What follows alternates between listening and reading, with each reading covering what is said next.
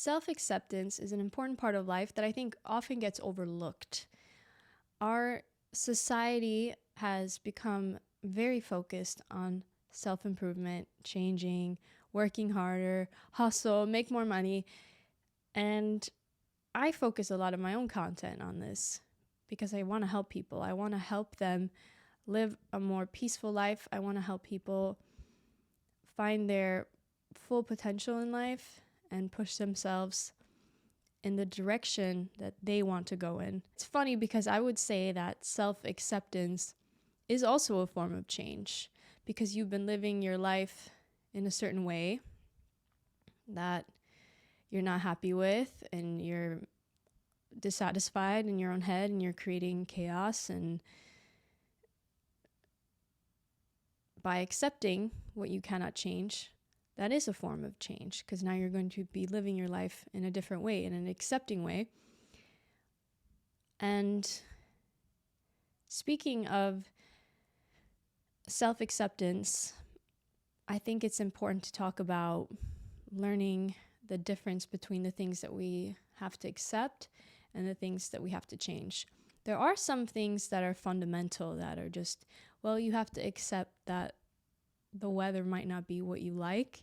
You have to accept who your family is. You have to accept where you were born. There are all these things that we literally cannot change. And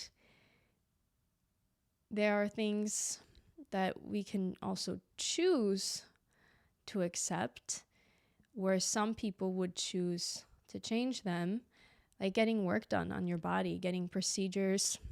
And I don't judge, of course, I'm not here to judge anybody, but it personally makes me sad when I see especially women rushing out to get work done instead of accepting how they look and their features, because there is just an ever-changing standard, especially for women. I'm not saying it doesn't exist for men, but especially for women, the standard is always changing. What size you're supposed to be, the type of body you're supposed to have, the size of your body parts, all of this is always changing. It goes in trends, and it's silly because we all were made differently. Some people have more of an athletic body type. Some people are very, petite. Some people are bigger. Some people have all kinds of body sizes. And I believe, in my personal opinion, that we do a disservice to ourselves when we compare ourselves to body types that are not our own. When we're looking at somebody who has a completely different body shape and we try to create that in ourselves. That makes me sad. It makes me sad that so many people rush to go under the knife or get work done. And it's okay. It's okay to do that. But I think ultimately self-acceptance in a lot of areas of life leads to more lasting happiness and peace than trying to say, okay, I need to tweak this, and then, wait, I don't really like this, and then I want to change this about myself. And there's never really an end, right? You keep wanting to change things about yourself. And for some people, that's not the reality, right? They have just that one thing they want to change, and then they'll be happy. Like if you broke your nose and you want to get it fixed, and that's all you needed, now you're happy, then I think that can be wonderful. I don't know if I sound stuffy. I have allergies, and recently I've found out that I have dog allergies, which is really sad. I've known forever that I'm allergic to cats, very allergic to cats, but I don't care because I love cats. But I am allergic to dogs now, and the symptoms of sneezing and my nose running will last for a good 24 to 48 hours after I've been around a dog, and it's quite frustrating. So I don't know if I sound stuffy. I also have an Invisalign, and it's great, but I think it makes me sound a little bit weird. I don't know. Maybe it's just I'm hearing it because I'm hearing my own voice a lot. And that actually leads me to something else I want to talk about. When people are in such a rush to go and fix things and tweak their body, and I don't like this thing, and my lips aren't the right size, and my boobs are not the right size, and you go and get all this work done. A lot of us are kind of tired of looking at ourselves, because we look at ourselves in the mirror. You see yourself probably every day, not all day long, but you wake up, you see yourself in the mirror, and it kind of gets boring, right? Because the reflection doesn't change much. It's you. That's what you look like. And I think that's an important factor to consider before you go out and get all this work done. You're unique in how you look. Beauty is in the eye of the beholder, as they say. And keep in mind that you might just be tired of seeing yourself. We all get tired of seeing ourselves. I get tired of hearing my own voice. I get tired of seeing my own face, especially now that I'm editing these episodes. It's so irritating. I'm like, is anyone going to want to listen to this? So when I get messages, people sending me and saying, hey, you have a nice voice, or something like that, I'm like, wow, that means a lot to me, because I get very tired of hearing myself over and over. Maybe some people do as well, which is fine. I accept that. Self-acceptance versus self-improvement and change also heavily depend on your goals in life. If you are somebody who wants to live a simple life, you just want to be happy, provide for yourself or your family, and you want to have maybe a nice vacation once in a while and live in your nice little home with your dog, that's beautiful. And I think people often feel that isn't enough, and they compare to somebody else who has more, who's doing more. And I think that's problematic if that's not your goals. You have to really get in touch with yourself to understand, what am I working towards? What is it that I want? So many people don't reach their goals because they're not clear about their goals. They're just doing things and, I want to make a bunch of money and I want to have a nice body, but they're not specific. They usually say the more specific you get with your goals, the easier they are to achieve, the easier it is to work in a specific direction, right? Imagine you go into the kitchen and you're going to bake something, but you don't know what you're going to bake. You just want to bake something. You see where I'm going with this? Like, what's going to happen? What are you going to make? A mess? A weird banana brownie frosting covered. I was really trying to think of something really out there and gross, but it's going to be a catastrophe if you don't know what you're doing. Unless that's your goal, unless you're just in there to experiment and invent a new recipe. I think that's cool. But the more specific you become with your goals and where you're trying to get to, figure that out and then work backwards. It doesn't mean you have to know what you need to do. Nobody knows what they need to do. We're all confused. We're all living out here on this earth, and nobody really knows what's the meaning of life. What are we supposed to be doing? What even matters? Nobody knows. We're all just here trying different things. Everybody's getting up, trying something. They found something that works, so they have stuck with it. Or they're stuck in a circle, going in a circle because they're doing something that's not working and they're unhappy because of it. Be very, very specific about your goals. And from that point on, when you're very specific about where you're going, you can figure out, well, what do I need to change and what do I just need to accept? Because the more simpler of a life that you want, the more acceptance I think that you need to focus on. Whereas if you have big goals and you want to change your body and you want to become wealthy and you want to have a successful business, that's going to take a lot of change if you currently don't have those things. And there's no shame in either. There's way too much shaming going on in today's world, and I'm so tired of it. Part of the reason I created this podcast was because of how tired I am of all the negativity that exists online and the red team versus blue team mentality. people enter debates with this, yeah, I gotcha arguments, and yeah, I won, and I crushed this leftist, or I crushed this right-wing person. And it makes me so sad that this is where we've ended up as a society. Not that it hasn't been this way for, all of time. I think people have always been very competitive and had different issues throughout time. But it makes me sad that politics have become so divided, especially politics, but a lot of different topics, religion, everything. There's no acceptance anymore. We can't say, hey, they're doing something that I don't agree with, but it's not hurting anybody, so let them be. Let them do what they want to do. If somebody wants to dedicate their life to working really hard and they don't want to create a family, who are you to say, no, you're wrong, you need to have a family because I have a family and it's the greatest thing I've ever done? That's great if that works for you.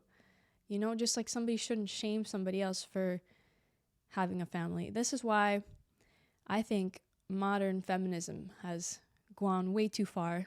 And if you ask me if I am a feminist, I don't even know how I would answer that. I believe feminism is about empowering women to choose. And if that is the definition of feminism, then yes, I agree. But that's not what it is anymore. It's just gone too far. Like most movements, they have a great intention to start off with, and then they just go way too far past the point that they were trying to make. And I'm not about that. I'm about empowering women to choose what they want to choose in life, about empowering men, empower people to do what is best for them and allow them to make mistakes. Because in learning, we have to make mistakes. We can't look at somebody and say, well, they're doing this wrong, they're going about this wrong, or the way they're trying to solve this social justice problem is wrong. It's like, well, at least they're trying something. It might not be the best method, but they're trying, and we have to give credit to people who try. I think life is about balance in everything. Every aspect of life is about balance between, especially on this topic, between being tough on yourself while also being loving and kind towards yourself, right? Be kind, be patient. It's going to take time to grow and to learn to accept and love yourself. All that stuff takes time, but also be a little bit tough on yourself and say, hey, we can do better. We can work a little bit harder. Let's follow through with the promises we make. That is my goal. That is my goal on here. That's what I want to help people with. And I felt it was my responsibility to make this specific topic today and talk about this because so much of my content is focused on growing and changing. But again, I don't forget the fact that acceptance is very important and plays an important part in growth too. We've been sold the wrong narrative. Our culture has become about canceling and calling people out, telling them, demanding them to change their ways. And in doing so, we forget that it's impossible. The only people we can change is ourselves. Michael Jackson, start with the man in the mirror. That's ultimately what it's about. We cannot change other people. We cannot force them to change, coerce people to change. And this culture that we have created and that we're perpetuating with cancel culture and shaming people really for being human, because we're all human. We're all human. We're all capable of making terrible decisions and making mistakes. But we have to start looking at people as people and understanding that the intention behind something is far more important than the action. And we have to show more love and compassion. More than ever. Compassion. It's so important. We have become so harsh and judgmental towards other people that we've completely lost that. Ultimately, we can only change ourselves. In this process of trying to cancel everybody else and call them out. We're making ourselves look bad, look terrible, in fact, and it's making ourselves weaker. We have to work on making ourselves stronger, toughening ourselves up, because the world is brutal. It's a pretty terrible place at times. There's so much violence and hate. And if you respond to violence and hate with violence and hate, it only perpetuates the problem. That's not how you solve a problem. Listen to any spiritual leader or any advocate for peace. I've said this before, but listen to those people that talk about how to create that kind of change. They all say the same thing. Violence doesn't solve violence. You can't put out a fire with more fire. So we have to become the people that we want to see in the world. And we all know this. It's so funny, isn't it? That we all know this. Be the change you want to see in the world and start with the man in the mirror. We hear all these phrases all the time. We know what we need to do. People know the thing, but they still don't change. How do we sit with knowledge and still don't act on it? Sometimes I'll be reading a book. I read a lot. If you haven't been able to pick that up about me, I guess I say that because I think it's quite obvious, but I read a lot. I'm a big nerd. I read lots of different types of books, self-improvement books. I read a lot of Eastern culture and religions. I like focusing on reading things that create peace and harmony in my life, as is quite a reflection of that in my content. Where was I going with that? Man, Nikki's always got to go on these little tangents. People will often see me reading a book, and this has happened more than once, because I always usually take a book with me wherever I'm going, or if I'm, waiting on something. I usually have a book with me, and I always have someone approach me and say, "Oh, that's a great book. I read that book." And then I'm like, "Don't judge, Nikki." But in my head, I still kind of judge, because we all judge. We always say, don't judge, but we all kind of judge in our head. I think so, at least. I do. I'll admit to that. I will never judge outwardly, but I judge in my head. But I hear somebody say that. I'm like, man, then why aren't you these things? Like, I'll read a book about wealth or whatever, and I know the person who I'm speaking to, and I'm like, then why didn't you take the knowledge in this book and apply it to your life? We all know the thing, but we don't do the thing. We sit with the knowledge. We know smoking is bad for us, but we still smoke. Eating junk food is terrible, but we still do it. And we're living like we're not going to die. I think acceptance in death plays a major role in our overall well-being and happiness in life. So many people try to deny this, and they don't want to think about it. And it's like, well, we all are going to die. We all have that in common. Every single human, everything that is born or is alive on this earth is going to die at some point. And accepting that really refocuses your life. There's been so many testimonies of people who thought they were going to be executed, and people who, there was one that came to mind. I don't know his name, but he was a Russian. Was he a spy or something? I don't know, but he'd been told that he was about to be executed. I'm sure somebody can look this up or tell me who I'm talking about. But he had been, they put him in this van, and he's sitting with all these men, and they're about to be executed by a firing squad. And all of a sudden he looks outside the window, and he sees everything in a new light, and sees the beauty of the world. And then, of course, he was sentenced to something else other than death. Otherwise, we wouldn't have known that information. He offers that perspective on life that we often need. We need those reminders that life is so short. Why not go out and make it what you want it to be? Stop with the some days and the would be nice and I wish or the I hope, and you gotta be more of that. We all take life for granted, and it's so short. As always, I hope today's topic was helpful, gave you some insight, some things to consider. As I always say, keep consuming this content, keep listening to people who inspire you and who you want to be like. and I'm wishing you a peaceful and productive rest of your day. Shout out to Steve Jobs for holding my mic today. I haven't started this book yet, but this is my next read. Maybe Steve Jobs will be in my thumbnail.